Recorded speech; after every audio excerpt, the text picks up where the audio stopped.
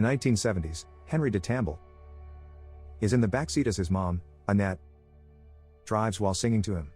It's Christmas Eve, and suddenly, a truck skids out of control and collides with their car. While they spin out of control, Henry notices himself slowly fading away. Confused by it, Annette could not help but wonder why it's happening. Henry inadvertently travels 2 weeks back, where he sees his parents reading a book to him. In disbelief, Henry closes his eyes and travels back to the present, where he sees their car crash ultimately. Standing naked on the side of a road, Henry is clothed by a man who claims to be Henry as an adult. The older Henry comforts his younger self and introduces the concept of time travel. Afterward, the older version of him fades into thin air and arrives at a library where he works. The thing about his time travels is he ends up naked in random places where he is drawn. The following day, a woman named Claire Abshire recognizes Henry at the library. She gazes at him in complete amazement, but he has no clue as to why. Claire informs Henry told her that this would happen, but he remains clueless. Instead, she invites him over to dinner at a local restaurant so she could go further into detail. While he gets ready for their meeting, Henry begins to fade again and ends up in a dark alley. When he arrives at the time and place he is currently living, he steals clothes and picklocks to get by. Unfortunately, he gets cornered by a police officer after catching him trespass. But once Henry gets into the vehicle, the police are stunned after seeing him disappear. Henry meets with Claire at the restaurant, and she talks about how she has known him for most of her life. She brings out a diary where she logs every time Henry visits her. Henry explains that he visits certain places a lot because significant events in his life pull him in, like gravity. Lovingly, Claire lets him know that he is her best friend as she feels a sense of comfort whenever he visits. To end the night, both of them go over to Henry's place, where they share an intimate moment.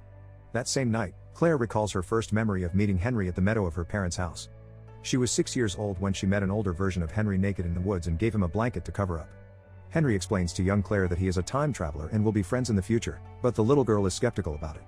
Before he travels back, Henry tells the little girl that he will return on Tuesday and asks her if she could bring clothes for him. Claire remains unconvinced until she sees him disappear before her eyes. The following day, Claire finds lipstick inside Henry's medicine and doubts if their relationship could last. Despite being happy with him, she had only known the older, more mature Henry from her childhood, and Henry right now is in his 20s and has his faults.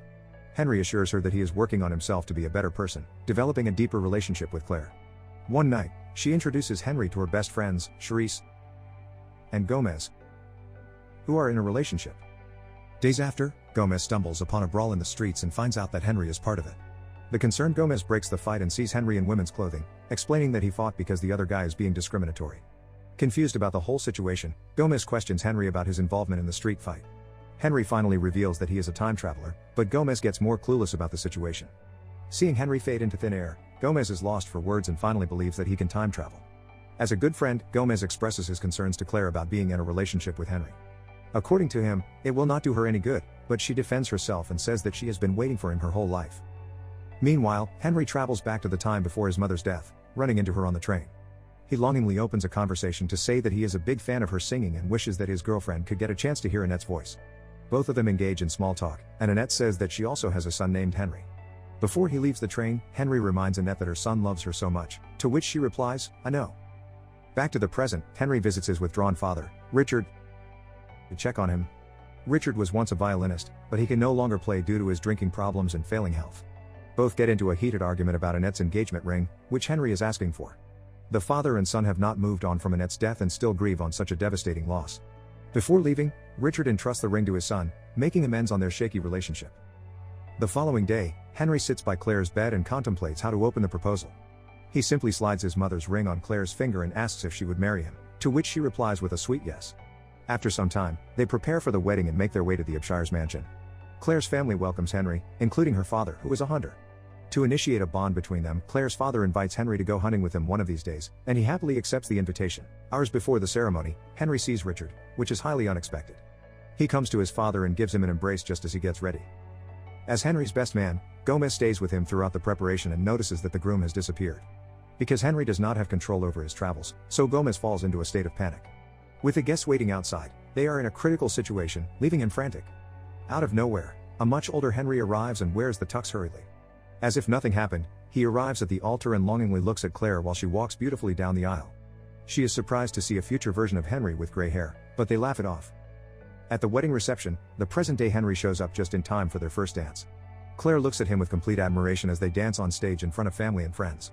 The new bride and groom then jump on the bed to celebrate the eventful day on their own. As they are having fun, Henry disappears completely, leaving Claire alone in the room on their honeymoon. Henry arrives at the meadow, where he finds clothes prepared by the young Claire for him. He finds Claire having a small picnic in the open field and is offered a sandwich by the little girl.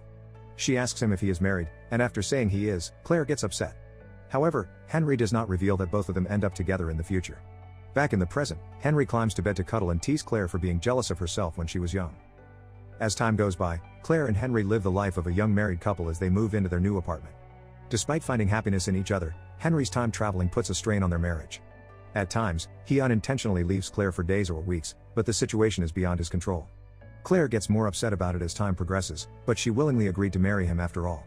Both get into an argument because Henry missed Christmas and New Year's Day, leaving her lonely during the festive times. She then leaves for work, claiming that her new art show is becoming too stressful for her.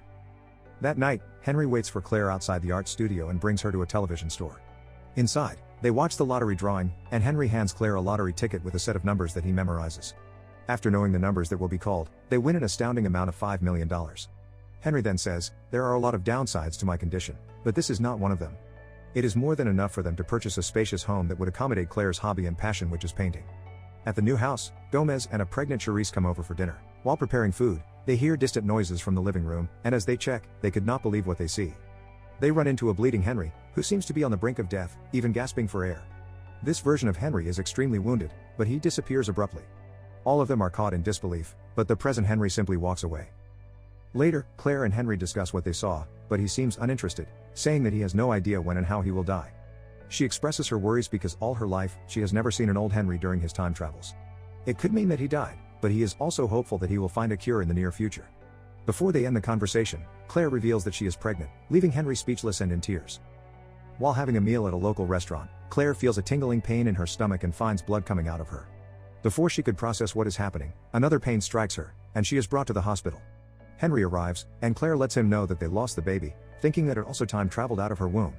Desperate to know more about his condition, Henry consults a geneticist named Dr. Kendrick to help him with his problem. The doctor performs a scan on him, but Henry time travels again before they could complete it. Eventually, Claire and Henry meet with Dr. Kendrick to discuss the findings. Henry's travels are caused by a genetic chromosome mutation, which means his child will likely have this problem too. The doctor recommends some medicine that could calm the brain and body functions to prevent it. That night, Henry wakes up to see blood all over their bed. He wakes Claire to break the news that she had another miscarriage. The reoccurring loss is putting too much strain on their relationship, making them argue more often. All Claire wants is to be a mother, but Henry's condition is stopping her from becoming one. This is Henry's last straw. He does not want to put his wife through the stress of miscarriage anymore, so he has a vasectomy. The procedure is done behind his wife's back, and after the operation, he time travels. Ending up in the meadow, an 18-year-old Claire approaches him and is concerned about his demeanor. Henry apologizes for doing something she won't like, but he had to do. When the younger Claire becomes insistent, Henry kisses her hard, upsetting the young lady because it is their first kiss, and it does not feel special. To make up for it, Henry kisses her lovingly before traveling back to the present. As he arrives home, he already knows how the conversation about his vasectomy will end like. He gathers up all the courage to tell Claire, and she becomes speechless after hearing it. Henry explains that he does not want his child to go through what he experiences, like time traveling without warning and being placed in dangerous situations. Claire is devastated beyond words and breaks down. She finds it difficult to come to terms with the fact that she can never have a child with Henry. That night, the couple sleeps in separate rooms because of their recent fight. Shortly after, Claire receives a phone call from a young Henry who needs help in a parking garage. When he enters the car, Claire talks to him about her problems with the future version of him, and they share an intimate moment. Back in their home, Claire tells Henry what happened, and she explains that she did not cheat on their marriage because it's still him. She also reveals that she is pregnant again, but she does not get her hopes up to save herself from being hurt this time. The couple schedules an ultrasound appointment where they find out that they are having a baby girl. According to their doctor, the baby is perfectly healthy, and they have nothing to worry about. Claire's current pregnancy is the longest time she has kept the baby, so she decides to come up with a name. However, when they brainstorm for a name for their future daughter, Henry time travels. He wakes up in a zoo without any clothing and inside a glass cage, where people could see him outside. Upon making his way out, a little girl yells, "Daddy!" So he turns around and sees her come closer. She hugs Henry and introduces herself as a 10-year-old Alba, saying that she misses him so much. At this point, Henry is taken aback, realizing that Claire's pregnancy has been successful. Henry and Alba take a walk outside, where Alba informs Henry that she can also time travel, but she can control it. Sadly, she informs her father that he died when she was just 5 years old, which upsets him. They part ways after Alba's teacher calls her back inside. In the present, Claire gives birth to a healthy baby girl. She raises her in a happy home full of love and laughter alongside their other family members. On Alba's 5th birthday, Henry could not help but feel uneasy, remembering his conversation with his daughter in the future. At the same time, he is preoccupied with preparations for the party and thoughts of his death, when an older version of Alba visits. She plays with her younger self and tells her that Henry's days are numbered. In a cloudy mood, Alba returns to the house, making Claire concerned. At the party, she also sees her daughter talking to Henry as if something is upsetting Alba, a sight that bothers her all night. Later, Alba could not keep the secret any longer and tells her mother that Henry's death is nearing. Claire accepts this harsh truth and discusses it with Henry as she comforts him.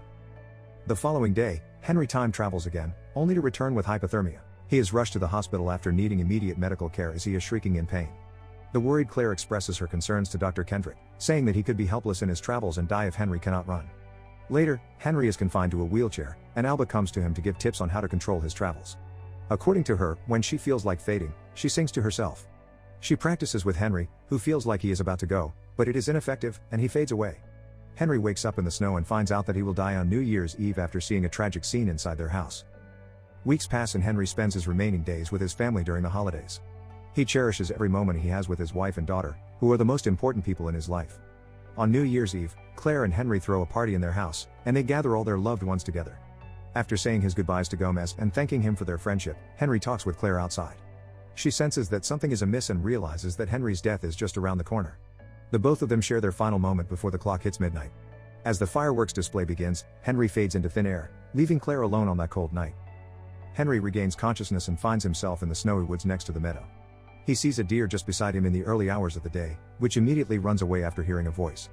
Out of nowhere, a gun fires and hits Henry, who disappears right at that instant. From the woods, Claire's father and brother emerge, who are hunting.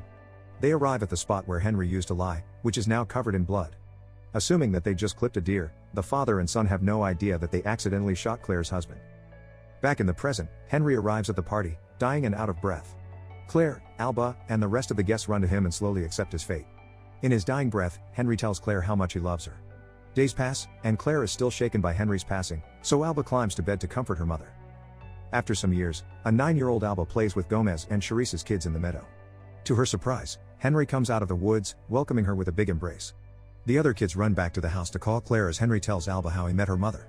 Without any hesitations, Claire runs to the meadow and hugs Henry as tight as she could. She asks Henry why he didn't say he'd be back in the meadow, to which he replies that he does not want her to spend her life waiting.